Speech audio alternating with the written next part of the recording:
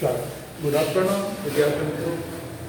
હવે આપણે ધોરણ 12 એસપીની અંદર તમારે નવો પાઠ શરૂ કરીએ છીએ. કંપનીની સભાઓ. કંપની છે એની સભા. કંપનીની સભાઓ એટલે પહેલા શું થાય? વિદ્યાર્થી મિત્રો, આપણને ખ્યાલ છે કે કંપની સ્વરૂપ, જો તમે એનો વિસ્તૃત અભ્યાસ કર્યો હોય તો કંપની એ કાયદા દ્વારા સર્જિત સ્વરૂપ છે. કંપનીનું સ્વરૂપ કેવું છે કે જેનું કાયદા દ્વારા સર્જન થાય. તમારે કંપની સ્વરૂપ શરૂ કરવું હોય, તમારે કંપની શરૂ કરવું હોય તો એનું કાયદા દ્વારા સર્જન કરવું પડે. કંપનીની અંદર બીજી બાબત એ છે કે કંપનીનું સંચાલન અને વહીવટ લોકશાહી રીતે થાય છે. આપણે કંપનીની અંદર જે સંચાલન કરવામાં આવે, જે કાર્યો કરવામાં આવે, જે વહીવટ થાય છે, રોજબરોજનો કાર્ય, તો આ નિર્ણય, આ કાર્યો લોકશાહી મુજબ કરવામાં આવે છે. લોકશાહી એટલે સર્વાનુમતે. જે વધારે માણસો જે કાર્યને પસંદ કરે, બહુમતી આપે, એવા નિર્ણયો કંપની છે એની અંદર લેવામાં આવે છે. તો આજે કંપનીનું સંચાલન છે એ સારું ચાલે, વ્યવસ્થિત ચાલે, લોકોને એમાં મુશ્કેલી ન પડે, કામ સારી રીતે કરી શકાય, તો એના માટે તમામ નિર્ણયો, યાદ રાખજો, કંપનીની અંદર તમામ નિર્ણયો, આખરી નિર્ણય, કંપનીનો તમામ આખરી નિર્ણય લેવાની સત્તા શેર હોલ્ડરની છે. ને માટે જ આપણે કહેવાય છે મિત્રો, કંપનીના સાચા માલિકો એના શેર હોલ્ડર છે.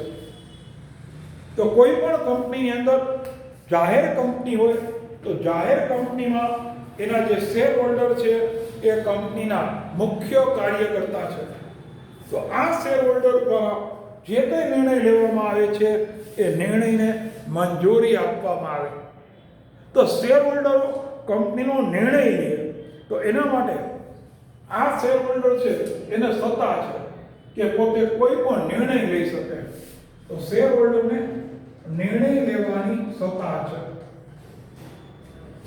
હવે બીજી મુશ્કેલી છે કે કંપનીના રોજબરોજના સંચાલનમાં, રોજબરોજનો વહીવટ હોય, એમાં આ શેર હોલ્ડર છે એ ભાગ લઈ શકતા નથી. જો કંપનીના સાચા માલિક છે, કંપનીને નાણાકીય ભંડોળ પૂરું પાડે છે, કંપનીની અંદર કોઈ પણ નિર્ણય લેવાની આખરી સત્તા પણ એની પાસે છે, પણ આ શેર હોલ્ડરની સામે એક વસ્તુ બીજી છે કે કંપનીના રોજબરોજના સંચાલનમાં આ શેર હોલ્ડર છે એ ભાગ લઈ શકતા નથી. રોજબરોજના વહીવટમાં આ શેર હોલ્ડર છે એ પોતે ભાગ લઈ શકતા નથી. તો આ શેર હોલ્ડર છે એને કંપની વિશેની માહિતી કેમ મળે? કંપની કેટલો નફો કરે છે, ભવિષ્યમાં કંપનીની પ્રવૃત્તિ કેવી છે, કંપની કયા કાર્યો કરશે, કંપનીમાં નફા નુકસાનનું પ્રમાણ કેવું હશે, તો આ બધી માહિતીઓ શેર હોલ્ડરને કઈ રીતે મળે? તો એ શેર હોલ્ડરને આવી માહિતી મેળવવા માટે એ શેર હોલ્ડર શું કરે? રોજબરોજનું સંચાલન કરવા માટે સંચાલકો, જેને આપણે અંગ્રેજીમાં કહેવાય છે ડિરેક્ટરો, સંચાલકોની પસંદગી કરે. તો રોજબરોજનું સંચાલન કરવા માટે આ શેર હોલ્ડરો છે એમાંથી જે વ્યક્તિઓ સંચાલક બનવા માંગે છે તો આ વ્યક્તિઓની ઇલેક્શન કરવામાં આવે, ચૂંટણી કરવામાં આવે. જેને વધારે મત મળે એ લોકો કંપનીના સંચાલક તરીકેનું કાર્ય છે એ કરે છે. તો આ રીતે બરાબર ધ્યાન આપજો. કંપની સ્વરૂપે કાયદા દ્વારા સર્જન થાય. 1956 નો કંપની ધારો આપણે બનાવવામાં આવ્યો અને 2013 નો નવો કંપની ધારો 2013 માં નવો કંપની ધારો અસ્તિત્વમાં આવ્યો. તો 2013 નવા કંપની ધારા અને 1956 ના કંપની ધારા મુજબ કોઈ પણ કંપની હોય તો એ કંપનીનું સંચાલન છે એ કાયદા દ્વારા થાય છે. કંપનીનું સંચાલન કરવા માટે લોકશાહી પ્રણાલીનો ઉપયોગ કરવામાં આવે અને સમગ્ર સત્તા કંપનીના શેર હોલ્ડર પાસે છે. આ શેર હોલ્ડરોની સંખ્યા ખૂબ વધારે છે. આ શેર હોલ્ડરો સમાજમાં અલગ અલગ જગ્યાએ ફેલાયેલા છે. તો આ બધા લોકો કંપનીમાં ભાગ લઈ શકે નહીં. કંપનીનો રોજબરોજનો વહીવટ કરવો છે, રોજબરોજનું સંચાલન કરવું છે. તો આ રોજબરોજના સંચાલન કરવા માટે આ શેર હોલ્ડર હોય એ શેર હોલ્ડરો પોતે પસંદગી કરે અને સંચાલકો છે એની નિમણૂક કરે. તો આ રીતે કંપનીના સંચાલકો દ્વારા પસંદગી એ શેર હોલ્ડર કરે છે. શેર હોલ્ડર જેને વધુ મત આપે એ કંપનીના સંચાલક તરીકે કામગીરી પોતે કરતા હોય છે.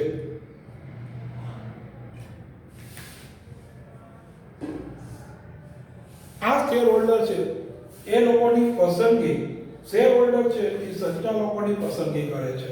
તો મિત્રો આપણે સભા છે એનું સામાન્ય અર્થ કે નવી સ્થપાયેલી કંપની હોય, કોઈ નવી કંપની શરૂ થાય તો નવી કંપનીએ કમસે કમ વર્ષની અંદર એક વખત કોઈ પણ નવી કંપનીએ વર્ષમાં ઓછામાં ઓછું એક વખત એને સામાન્ય સભા બોલાવવી પડે.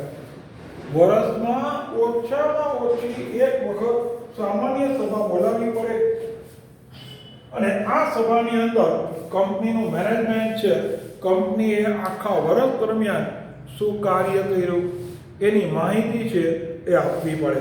તો સામાન્ય સભા બોલાવવી પડે અને એના જો કંપનીએ ડિબેન્ચર બહાર પાડ્યા હોય, હવે ધ્યાન આપજો, માની લો કે કોઈ કંપની છે એ ડિબેન્ચર બહાર પાડે. હવે તમને ખબર છે ડિબેન્ચર એ કેવી મૂડી છે? ઓછીની મૂડી. આપણે ડિબેન્ચર ચેપ્ટર આખું ભણી ગયા. ડિબેન્ચર એ કંપનીની કેવી મૂડી? ઓછીની મૂડી.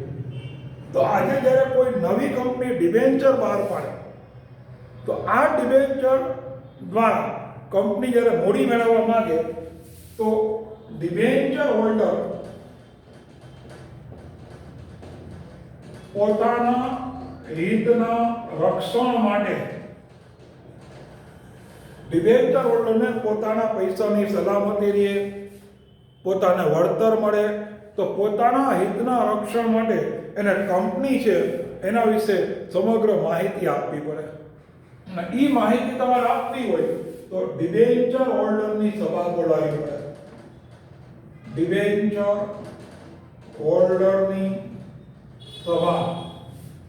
ડિબેન્ચર હોલ્ડરની સભામાં એટલે કે જ્યારે કોઈ નવી કંપની જ્યારે પોતાના ડિબેન્ચર બહાર પાડે છે ત્યારે એ ડિબેન્ચર હોલ્ડરને પહેલાં તમારે બોલાવવા પડે.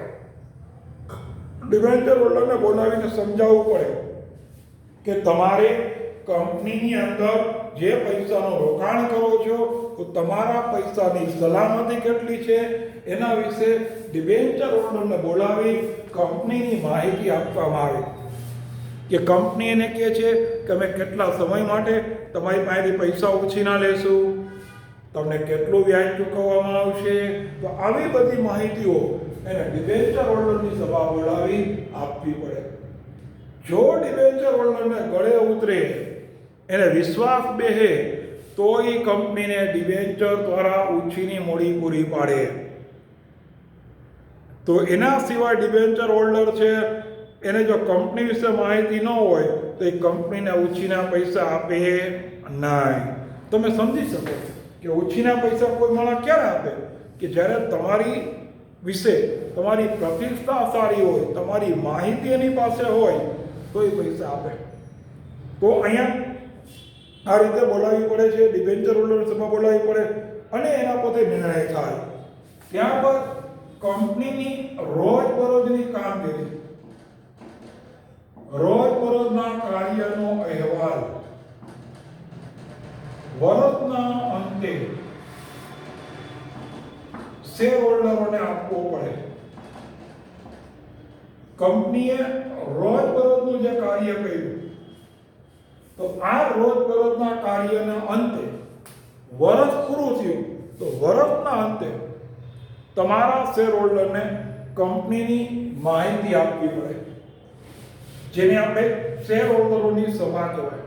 કે જે સભાની અંદર તમારા કંપનીની અંદર શેર હોલ્ડરો છે એને બોલાવવામાં આવે, એમાં કંપનીની કામગીરી છે એનો રિપોર્ટ રજૂ કરવામાં આવે કે કંપનીએ વર્ષ દરમિયાન કેટલું કાર્ય કર્યું, કેવી રીતે કાર્ય કર્યું. કોઈ વ્યૂહાત્મક નિર્ણય લેવા, ભવિષ્યને ધ્યાનમાં રાખીને તમે કોઈ નિર્ણય લેતા હોય તો આ નિર્ણયને વ્યૂહાત્મક નિર્ણયો કહેવાય. તો તમારા કોઈ પણ નિર્ણય લેવા હોય તો તમારે તમારા શેર હોલ્ડરોની સહમતિ લેવી પડે, તમારી વાર્ષિક કામગીરી રજૂ કરવી પડે. તો આ બધું કરવા માટે સભા છે એનું મહત્વ ખૂબ વધારે છે. તો મિત્રો, સભાનું મહત્વ શું, સભાનો સામાન્ય અર્થ શું થાય એ તમને આમાં કીધું. હવે આપણે સભાની વ્યાખ્યા, સભા એટલે શું? સભાનો અર્થ એવો થાય કે સભા એટલે બે અથવા બેથી વધારે વ્યક્તિઓ વચ્ચે એક જગ્યાએ સાથે મળે. સભાની અંદર શું હોય કે બે કે તેથી વધારે વ્યક્તિઓ એક જગ્યાએ, કોઈ પણ એક જગ્યાએ સાથે મળે, ભેગા મળી ચર્ચા વિચારણા કરે, ડિસ્કસ કરે, ચર્ચા વિચારણા કરે અને એક સર્વ સામાન્ય મુદ્દા બાબતે બહુમતીથી નિર્ણયો લે છે. વ્યાખ્યા જરા જોજો. સભાનો અર્થ, સભા એટલે શું? સભા એટલે બે અથવા તેથી વધારે વ્યક્તિઓ, બે અથવા તેથી વધારે વ્યક્તિઓ એક સાથે મળે, ચર્ચા વિચારણા કરે, સાથે મળીને ડિસ્કસ કરે, ચર્ચા વિચારણા કરે અને એક સર્વ સામાન્ય મુદ્દે, કોઈ એક મુદ્દો હોય એમાં બેની સહમતિ હોય અથવા બેથી વધારેની માણસો હોય તેમાં સર્વાનુમત લેવામાં આવે. સર્વાનુમતે એની સહમતિ હોય એ લેવામાં આવે. તો સર્વ સામાન્ય મુદ્દા બાબતે એ લોકો સર્વાનુમતે સહમતિ લે અને પોતે નિર્ણય લે છે. તો આપણી આ સભાની વ્યાખ્યા થઈ. સભાના પ્રકારો, સભાના પ્રકારો મુખ્યત્વે તમે જુઓ તો કંપનીની સભા ત્રણ પ્રકારની હોય. એક શેર હોલ્ડરની સભા. શેર હોલ્ડરની સભા એટલે કંપનીના સાચા માલિકો છે, ખાસ કરીને equity share holder. Share holder બે પ્રકારે હોય, ઇક્વિટી શેર હોલ્ડર હોય અને પ્રેફરન્સ શેર હોલ્ડર હોય. તો શેર હોલ્ડરોની સભા છે એની અંદર મેઇન બાબત ઇક્વિટી શેર હોલ્ડર. તો આ શેર હોલ્ડરોની સભામાં કુલ તમે ત્રણ ભાગ કરો. પેલું પ્રથમ વાર્ષિક સાધારણ સભા, પ્રથમ વાર્ષિક સાધારણ સભા, પ્રથમ વાર્ષિક સાધારણ સભા કે જ્યારે કોઈ નવી કંપની શરૂ થાય, એ કંપનીનું વર્ષ પૂરું થાય અને એ વર્ષના અંતે શેરહોલ્ડરોને બોલાવીને જે સભાનું આયોજન કરવામાં આવે એને પ્રથમ વાર્ષિક સામાન્ય સભા કહેવાય. બીજું વાર્ષિક સામાન્ય સભા, વાર્ષિક સામાન્ય સભા. વાર્ષિક સામાન્ય સભા એટલે દર વર્ષે રૂટીન મુજબ. સામાન્ય આપણું વર્ષ છે ને મિત્રો, 1 એપ્રિલે શરૂ થાય, 31 માર્ચ બીજા વર્ષે પૂરું થાય. તો અથવા કેલેન્ડર વર્ષ હોય તો 1 જાન્યુઆરીએ વર્ષ શરૂ થાય, 31 ડિસેમ્બરે પૂરું થાય. તો વાર્ષિક સામાન્ય સભાનો અર્થ એ કે દર વર્ષના અંતે શેર હોલ્ડરોને બોલાવીને જે સભા બોલાવો એને વાર્ષિક સામાન્ય સભા કહેવાય. અને ત્રીજું, અસાધારણ સભા. અસાધારણ સભા એટલે શું? તમે પ્રથમ વાર્ષિક સભા બોલાવી વર્ષના અંતે, બીજું વર્ષ શરૂ થયું, હવે એ વર્ષ પૂરું થાય એ પહેલા અચાનક એવો કોઈ ઇન્સિડન્ટ બને, એવો કોઈ બનાવ બને, એવી કોઈ ઘટના બને કે જેમાં માટે તમારે શેર હોલ્ડરોની સહમતિ લેવી તમારા માટે અનિવાર્ય હોય, તો એને આપણે શેર હોલ્ડરોની સહમતિ વગર એ કાર્ય બહુમતી વગર એ ઠરાવ પસાર થઈ શકે નહીં. તો એના માટે તમારે વર્ષ દરમિયાન વચ્ચે એક વાર્ષિક સભા પૂરી થઈ ગઈ અને નવા વર્ષની વાર્ષિક સભા મળે એ પહેલા એ વચ્ચેના ગાળામાં જો શેર હોલ્ડરોને બોલાવીને વચ્ચે આકસ્મિક સંજોગોમાં, ઇમરજન્સી જેને કહેવાય, તો એવા સંજોગોમાં શેર હોલ્ડરોને બોલાવીને જો સભાનું આયોજન કરવામાં આવે તો એ સભાને આપણે અસાધારણ સભા તરીકે ઓળખવામાં આવે. તો મિત્રો, આને આપણે અસાધારણ સભા તરીકે કહી શકાય. એની વિગતવાર ચર્ચા આપણે આવવાની જ છે. અત્યારે આપણે દરેક સભાના ચર્ચાઓ લઈ લઈએ. ડિરેક્ટરની સભા. ડિરેક્ટરની સભામાં એના બે ભાગ પાડવામાં આવે. ડિરેક્ટરની સભામાં પહેલું સંચાલક મંડળની સભા. સંચાલક મંડળની સભા અને બીજું સમિતિ સભા. સમિતિ સભા. સંચાલક મંડળની સભા એટલે શું? સંચાલક મંડળ એટલે કંપનીની અંદર જે લોકો સંચાલક તરીકે કાર્ય કરવા માંગતા હોય આવા સંચાલકોની સભાઓનું જે આયોજન કરવામાં આવે એને આપણે સંચાલક મંડળની સભા કહેવાય. તમને દરેક સભા વિશે અલગ અલગ પ્રશ્ન આપણે આવવાના છે, ત્યારે વધારે ચર્ચા કરશે. એના નિયમો શું હોય, 2013ની કંપની ધારાની જોગવાઈઓ શું કહે છે, અત્યારે આપણે ખાલી એનો સામાન્ય ખ્યાલ છે એને પ્રાપ્ત કરશું.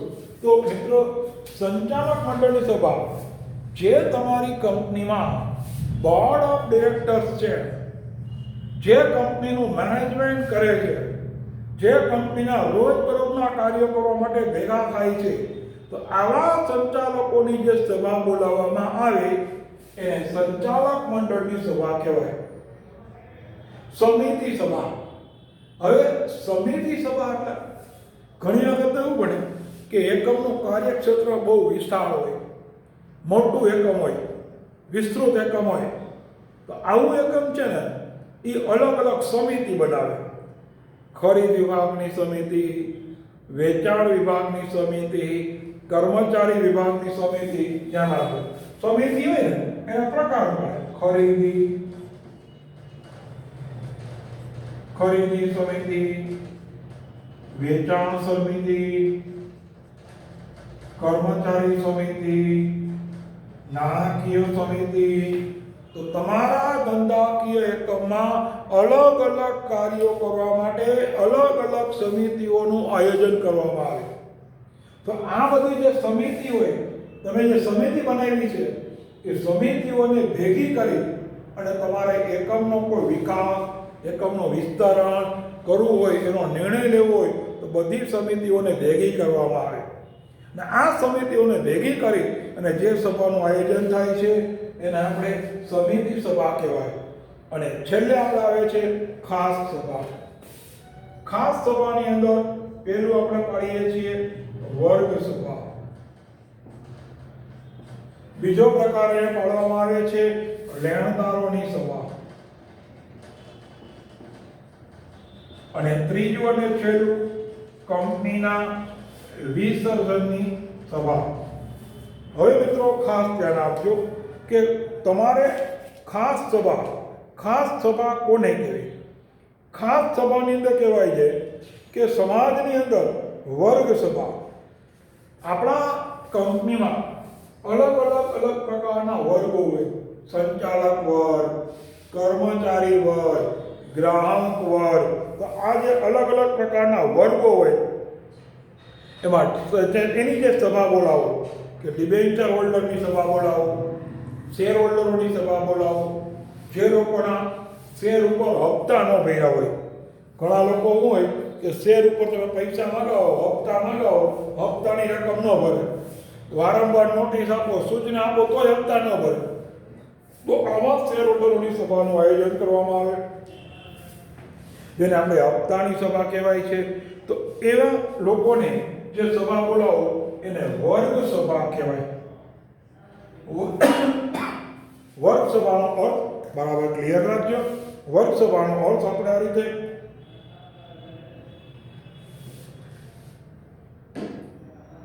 વર્ગ સભાની અંદર મેઇન સંચાલકોની સભા, પછી તમારા ડિબેન્ચર હોલ્ડરની સભા, સંચાલકોની સભા હોય, તમારા ડિબેન્ચર હોલ્ડરની સભા હોય, પછી કોઈ લોકોના ભાગ લેણદારોની સભા, યામાં પણ નિશકો અલગ પણ આવે, બાકી હપ્તાવાળાની સભા, કોઈ શેર હોલ્ડર હોય એને શેર ઉપર બાકી હપ્તાની રકમ ન ચૂકવી હોય તો એ લોકોને બોલાવીને પણ સભાનું આયોજન કરવામાં આવે. તો આ બધી વર્ગ સભામાં સમાવેશ થાય. પછી કહે છે તમારા લેણદારોની સભા. હવે મિત્રો ખાસ ધ્યાન આપજો, કંપનીના લેણદાર. લેણદાર એટલે કે જે કંપનીને ઉછીની વસ્તુ અથવા સેવા પૂરી પાડે, જે કંપનીને જરૂરિયાત મુજબ નાણાં પણ ઉછીને આપે, અને તમારે કાચો માલ કે અર્ધ તૈયાર માલ જોતો હોય તો એ તમને ઉધાર કાચો માલ કે અર્ધ તૈયાર માલ એની સેવા છે એ પૂરી પાડે. તો આને આપણે એમ કહેવાય છે કે એના માટે લેણદારો કહેવાય, જે આપણી કંપની પાસે પૈસા માગે છે, જેનું કંપની પ્રત્યે આપણું લેણું છે. જો આપણું દેવું તો એનું લેણું. જે કંપની પાસે પૈસા માગે છે એના આપણા લેણદાર કહેવાય. તો આવા લેણદારો છે એને તમારે બોલાવવા પડે. લેણદારો હોય તમારે એને બોલાવવો પડે, એને સમાધાન માટે તૈયાર કરવા પડે. કારણ કે જો લેણદાર હોય કંપની માટે કેસ કરી નાખે પોતાના પૈસા લેવા માટે, તો કંપનીની પ્રતિષ્ઠા બજારમાં ઘટી જાય, નાણાકીય રીતે તમારી છાપ ખરાબ થાય. અને એકવાર તમારી નાણાકીય છાપ ખરાબ થઈ, તમારી પ્રતિષ્ઠા ખરાબ થઈ, તો તમારા ઉપર કોઈ વ્યક્તિ ક્યારેય ભરોસો નહીં કરે. તો મિત્રો યાદ રાખજો, કદાચ આપણને આર્થિક નુકસાન થોડું ઘણું થતું હોય તો નુકસાન ભોગવી લેવું, પણ તમારી પ્રતિષ્ઠા ખરાબ થાય, તમારી ઇમેજ ખરાબ થાય એવું ક્યારેય કોઈ કાર્ય કરવું નહીં. તો તમારા લેણદાર છે, લેણદારોને તમારે બોલાવવા પડે સમાધાન માટે. લેણદારોને સભા માટે બોલાવો, સમાધાનની ફોર્મ્યુલા આપો, એના પૈસા ક્યારે ચૂકવવાના છો એની સ્પષ્ટતા કરો, જેથી કરીને એના મનમાં કોઈ પણ પ્રકારની દ્વિધા અથવા એના મનમાં કોઈ પ્રશ્ન ન રહેવો જોઈએ. લેણદારને એવું ન થવું જોઈએ કે મને મારા પૈસા પર્યાપ્ત મળશે કે નહીં મળે, નાણાં પૂરા મળશે કે નહીં મળે. તો લેણદારોના મગજમાં કોઈ પણ પ્રકારના પ્રશ્ન કે મુશ્કેલી ના રહે એના માટે તમારે લેણદારોની સભા બોલાવવી જોઈએ. અને છેલ્લે કહે છે કંપનીના વિસર્જનની સભા. હવે મિત્રો પહેલાં તો વિસર્જનની સભા એટલે શું? તમને મનમાં પ્રશ્ન થાય કે વિસર્જન કરવું એટલે શું? વિસર્જનનો અર્થ એવો થાય છે કે કંપનીને કાયમી ધોરણે બંધ કરી દેવી. જો વિસર્જન બે પ્રકારનું હોય, વિસર્જન બે પ્રકારનું હોય. એક ભાગીદારી પેઢીનું વિસર્જન હોય, એક ભાગીદારીનું વિસર્જન આવે, અને એક ભાગીદારી પેઢીનું વિસર્જન આવે. ભાગીદારીનું વિસર્જન એટલે કે જેમાં કંપની ભવિષ્યમાં ચાલુ રહે છે, માત્ર એમાંથી જે કંઈ ભાગીદારો હોય, થોડા ઘણા એના માલિક હોય, છૂટા થઈ જાય, તો બાકીના લોકો પેઢી ચલાવે, ત્યારે ભાગીદારીનું વિસર્જન કહેવાય. જ્યારે પેઢીનું અથવા કંપનીનું વિસર્જન એટલે કંપનીને કાયમી ધોરણે બંધ કરી દેવામાં આવે. કંપનીને કાયમી ધોરણે બંધ કરી કંપનીને કાયમી અલીગઢનું તાળું મારી દેવાનું. કંપનીનું ભૌતિક અસ્તિત્વ મટી જાય. કંપનીનું જ્યારે ભૌતિક અસ્તિત્વ મટી જાય છે ત્યારે એને આપણે વિસર્જન કહેવામાં આવે છે. જ્યારે આવું કંપનીનું વિસર્જન કરવામાં આવતું હોય ત્યારે આ વિસર્જન કરતી વખતે તમારે બધા જ પક્ષકારોને કંપની સાથે જોડાયેલા અલગ અલગ પક્ષકારો, કંપનીના લેણદારો, ડિબેન્ચર હોલ્ડરો, રોકાણકારો, શેર હોલ્ડર, સરકાર, કંપની સાથે જેટલા પક્ષકારો જોડાયેલા છે એ દરેક પક્ષકારોને બોલાવવામાં આવે. અલગ અલગ પક્ષકારોને બોલાવી અને એનો જે કાંઈ લેતીની રકમ હોય એને પરત કરવામાં આવે, ચૂકવવામાં આવે, તો એને આપણે વિસર્જનની સભા કહેવાય. આપણો નિયમ એવો છે કે જ્યારે કોઈ કંપનીનું વિસર્જન કરો તો કંપની હોય એની તમામ મિલકતોને વેચી દેવામાં આવે. તમામ મિલકતો વેચવાનો જે પૈસા મળે એ પૈસામાંથી સૌપ્રથમ ત્રાહિત પક્ષ, જે બહારનો પક્ષ છે, બહારના પક્ષનું દેવું છે, તમે બેંક પાસે લોન લીધી હોય, અન્ય રીતે પૈસા લીધા હોય, એ લોકોને એના નાણાં ચૂકવવા પડે. ત્રાહિત પક્ષનું દેવું તમારે પહેલાં ચૂકવવું પડે. પછી કોઈ સંચાલકે પેઢીને લોન આપી હોય તો એ સંચાલકોને એની લોન પરત કરવી પડે. પછી જો પૈસા વધે તો તમારે તમારા જે કાંઈ પ્રેફરન્સ શેર હોલ્ડર હોય એ લોકોને પૈસા ચૂકવવા પડે. કંપનીની મિલકતમાં વધારોમાં ઓછીની મૂડી પરત કરી દો. ઓછીની મૂડી પરત કર્યા પછી જે પૈસા વધે એમાંથી કંપનીએ પોતાના પ્રેફરન્સ શેર હોલ્ડર હોય તો આ પ્રેફરન્સ શેર હોલ્ડરને તમારે નાણાં પરત કરવા પડે. પ્રેફરન્સ શેર હોલ્ડરને પૈસા ચૂકવ્યા પછી જો પૈસા વધે તો તમારા ઇક્વિટી શેર હોલ્ડરને પૈસા પરત કરવા. તો આ રીતે આપણે વિસર્જન માટે તમારે લોકોએ ખાસ કરીને કંપનીના ડિબેન્ચર હોલ્ડરોને, શેર હોલ્ડરોને, ઇક્વિટી શેર હોલ્ડરોને, પ્રેફરન્સ શેર હોલ્ડરોને એમ અલગ અલગ દરેક પક્ષકારોને સમયાંતરે બોલાવી, એની સભા બોલાવી, એનું આયોજન કરવાનું અને એ સભાની અંદર એને સ્પષ્ટતા કરવાની કે તમને એના પૈસા તમે ક્યારે ચૂકવશો. તો આ રીતે મિત્રો આપણે નવો જે છે સભા આવી લેશું, સભાના પ્રકારો. આખો પ્રશ્ન તમને સમજાયો. બરાબર? વિડીયો બરાબર જોવા માટે, સમજવા માટે તમે જ્યારે વિડીયો જુઓ ત્યારે હેડફોનનો ઉપયોગ કરો. અને બીજું, વિડીયોમાં જે તમને એ સમજાયું છે, બોલ્યો છું, તમે લખો તો તમને યાદ રહેશે. લખ્યા વગર તમને કાંઈ યાદ નહીં રહે. તો વિડીયો જો તમને સૂચના સ્કૂલ તરફથી આપવામાં જ આવે છે કે ઓછામાં ઓછું તમારે નોટ પાકી બુકમાં લખવું જોઈએ. એક વાર તો લખવું જ જોઈએ, અને એક વાર વધારે લખો તો તમને એનો યાદ રાખવામાં તમને વધુ સરળતા રહેશે. તો મિત્રો, આ રીતે આપણે આ પ્રશ્ન અહીંયા પૂરો કર્યો. ચાલો, અસ્તુ. Thank you very much.